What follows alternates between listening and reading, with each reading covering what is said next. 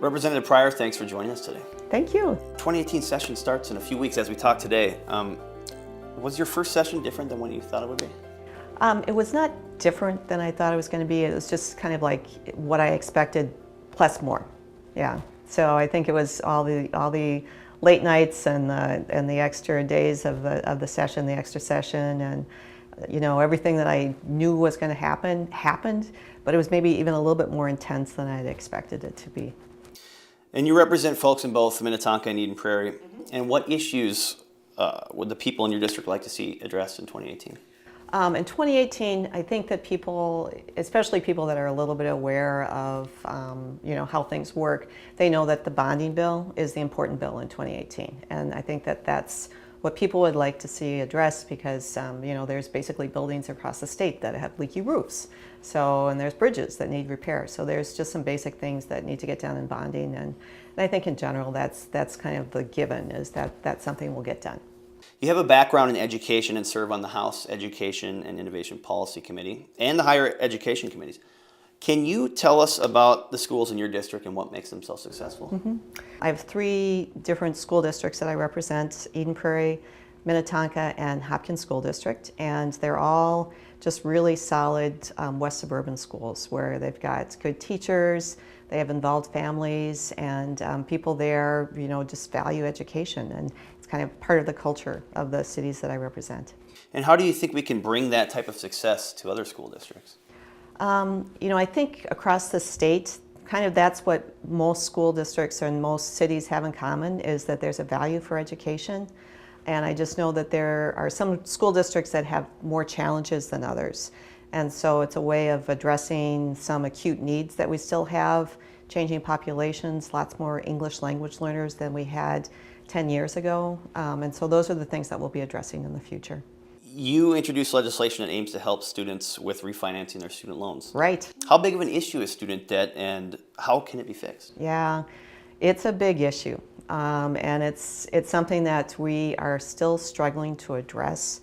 One group of students that I'm particularly concerned about are people that want to go into teaching, because they're supposed to have a 4-year degree.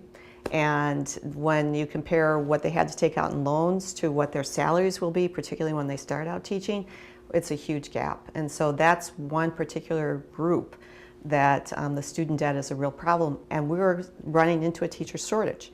So one thing that we keep coming back to is our demographics, our aging population.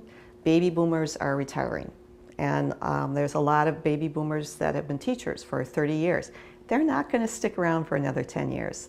So we're going to need more young graduates to go into teaching, but they're going in with student debt. So that means that maybe they can start teaching, but they can't buy a house. They're not thinking about marriage. They're not thinking about starting families. They're going to start behind, and it's going to be a slow start. So how to address it? That was the other part of your question. And it's hard. Part of it is the cost of education. And if we're giving enough aid to the students that really need it so that they don't accumulate those big debts, maybe what we can do, we did do some tax relief and some in the tax bill to give rebates basically to help pay for these student debts. So that's what we're doing a little bit right now, but I think it's going to be something that we have to look at a lot more in the future. And you also serve on the Veterans Affairs Division here at the House. And you said on Twitter it was a highlight for you during the 2017 session. Mm-hmm. What do you like most about being a member of that division? I guess what I liked most about being on that committee is hearing the testifiers, because these are people we've heard from that were part of the Vietnam War, that have been in service since then, and then some young veterans testifying on different bills. And it was just hearing their experience and to being able to, see the people that have served the country, because maybe a little bit they've kind of been the invisible people in Minnesota that have given the service, but we're not really aware of them. So to be on the committee, to see actual veterans, meet them, talk with them, and then to know about the issues that they're representing there, to be connected to that, it's just been an honor. According to your website, you've been married to your husband, John, for 39 years. How important is it to have a strong backing from your family with what you do? Oh, it's been really essential. It's because there's a lot of, you want to do what's right for your district, and you want You want to spend whatever time is necessary and give all that energy. So I've needed that family. My husband has been behind me. My adult children have been behind me. They're helping me understand issues. They're helping me with the campaign part. It's been very, very important to me to have that family backing and to also have that experience of 39 years, how to work through conflicts, how to agree to disagree and move on, and those kinds of life lessons have been valuable too.